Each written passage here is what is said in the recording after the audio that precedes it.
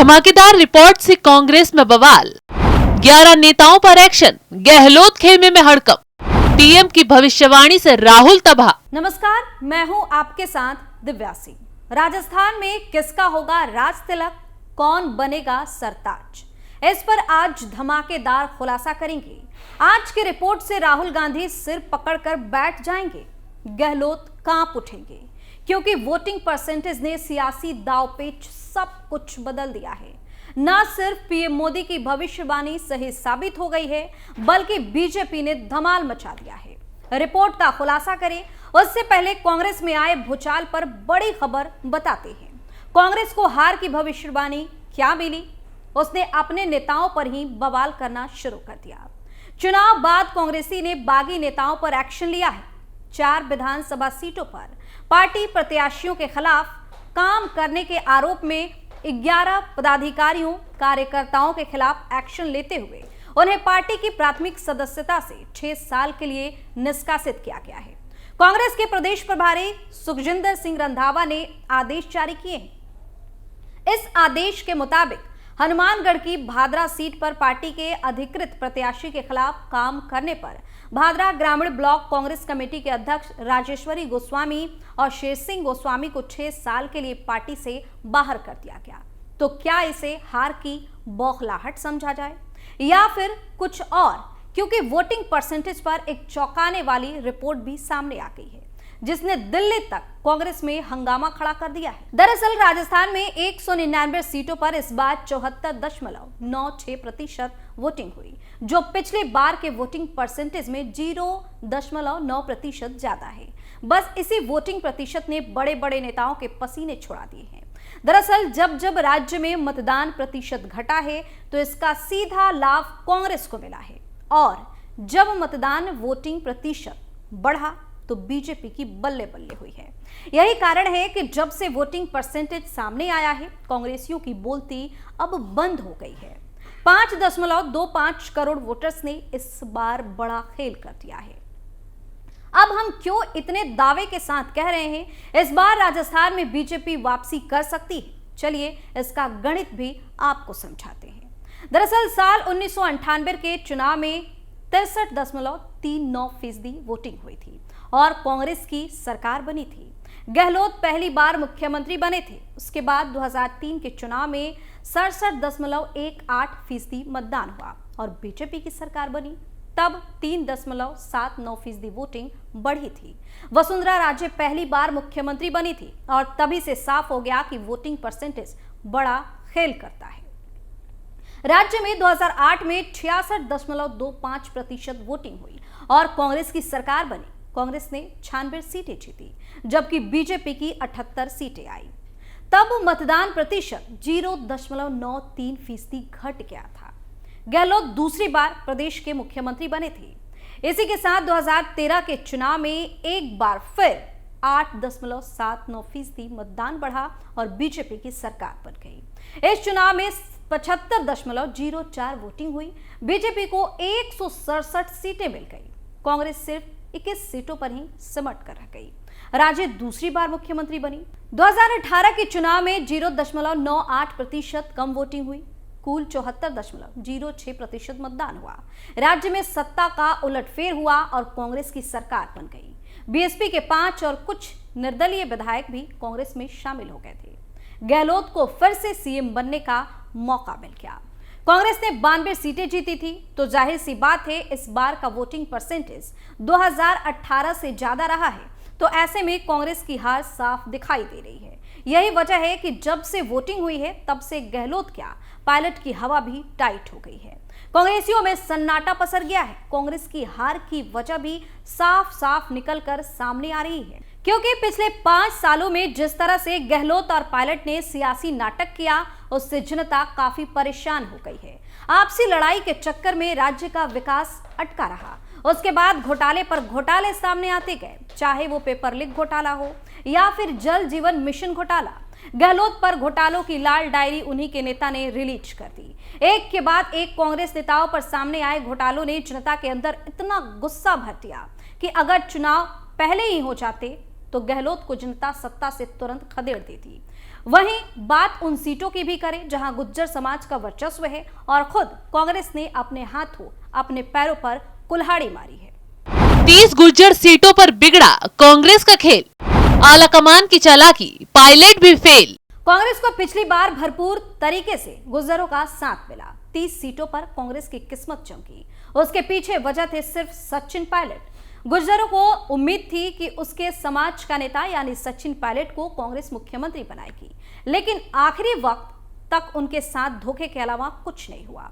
गुर्जरों ने आला कमान तक अपनी बात भी पहुंचाई, बगावत में सचिन पायलट का साथ भी दिया, लेकिन गहलोत के आगे आला कमान ने भी घुटने टेक दिए। ऐसे में गुर्जरों ने भी ठान लिया कि कांग्रेस को कैसे सबक सिखाया जाए। तो इस बार वोटिंग में गुर्जरों ने दांव खेल दिया है। गुर्जर बाहुल्य 30 सीटों पर कांग्रेस के साथ खेला कर दिया। ये बात इसलिए कही जा रही है क्योंकि गुर्जरों ने पहले ही नारा दे दिया था, पायलट तुझसे बैर नहीं लेकिन कांग्रेस तेरी खैर नहीं। तो अब समझ ही जाइए। वहीं बीजेपी ने भी गुर्जरों की इस नाराजगी को भांपते हुए अपना दांव चल दिया। पीएम मोदी ने ऐसा कोई मौका नहीं छोड़ा जब वो गुर्जरों के किसी कार्यक्रम में शामिल ना हुए हो। सबसे बड़ा दांव तो पीएम मोदी ने राजेश पायलट की अनदेखी वाले बयान से खेल दिया। जिस हिसाब से गुर्जर बहुल्य सीटों पर माहौल बदला, उससे कांग्रेस की नैया डूबती साफ दिखाई दे रही है। बता दें कि राजस्थान में करीब 30 सीटें गुर्जर बाहुल्य वाली है। इसके अलावा भी करीब 20 और सीटों पर चुनाव को प्रभावित करने की हैसियत है। सारा खेल इन गुर्जर बाहुल्य सीटों को जीतने का है। एक रिपोर्ट के मुताबिक 2018 में सचिन पायलट कांग्रेस के चुनाव अभियान को लीड कर रहे थे, इसलिए गुर्जर बहुल सीटों पर कांग्रेस को अच्छी कामयाबी भी मिली थी। कांग्रेस पार्टी से कुल 8 गुर्जर एमएलए चुने गए, जबकि बीजेपी से सभी गुर्जर प्रत्याशियों को हार का सामना करना पड़ा। इस बार कांग्रेस और बीजेपी के गुर्जर समुदाय से 11 से 10 कैंडिडेट चुनाव लड़ी।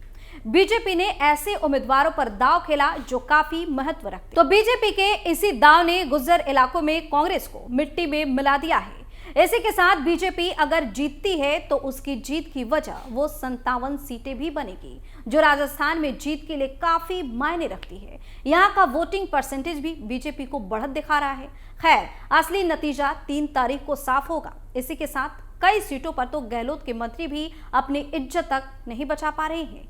वहीं आरएलपी सुप्रीमो हनुमान बेनीवाल की नागौर जिले की खिसवर सीट पर 3% कम वोटिंग हुई। ऐसे में उनकी भी हवाइयां उड़ी हुई है। बेनीवाल त्रिकोणीय मुकाबले में फंसे हुए हैं। इस तरफ विधानसभा में नेता प्रतिपक्ष राजेंद्र राठौर की तारानगर सीट पर भी पिछली बार की तुलना में 7.05% वोटिंग अधिक हुई है। ऐसे में राजनीतिक विश्लेषकों का कहना है कि राजेंद्र राठौर को बढ़त मिल सकती है। नरेंद्र बुढ़ानिया यहां से विधायक हैं जो फिसलते दिखाई दे रहे हैं। सीएम गहलोत के खासम खास मंत्री शांति धारीवाल, बीडी कल्ला, उदयलाल अंजना, प्रमोद जैन, शाले मोहम्मद, अशोक चंदना, राजेंद्र यादव, सुखराम विश्नोई, सुभाष गर्ग के इलाकों में पिछली बार की तुलना में 1% से कम वोटिंग हुई है। हालांकि शाले मोहम्मद की पोखरण सीट पर तो इस बार सर्वाधिक वोटिंग हुई। ऐसे में इन मंत्रियों की सीटों पर वोटिंग घटने का मतलब इनकी हार हो सकती है।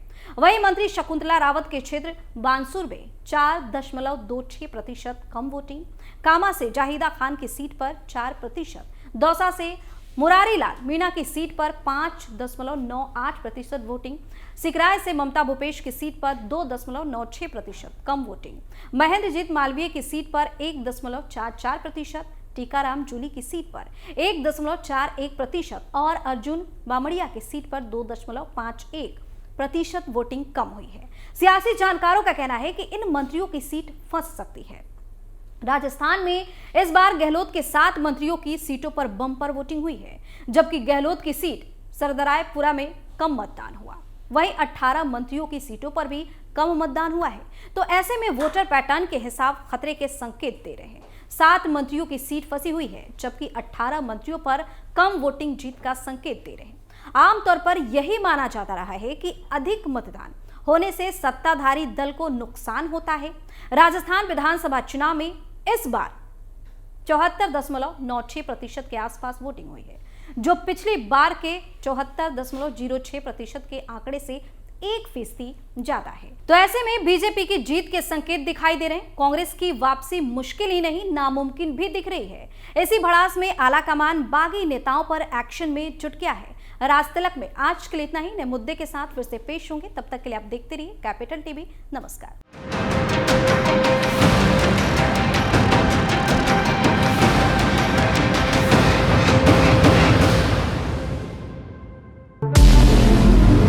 हमारे व्रत, हमारी परीक्षा, लक्ष्य तक पहुंचने की हमारी संयमित प्रतीक्षा। हमारे छठ से और हमारे हठ से पूरी दुनिया वाकिफ है। हमें विकल्प पर नहीं, अपने दृढ़ संकल्प पर अटूट विश्वास है,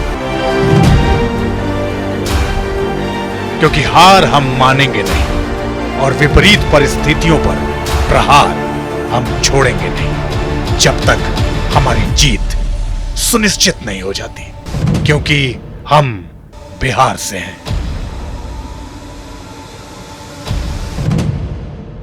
कैपिटल टीवी पर मैं अमित प्रकाश लेकर आ रहा हूं बिहार पर एक ब्रांड न्यू स्पेशल शो। हम बिहार से हैं।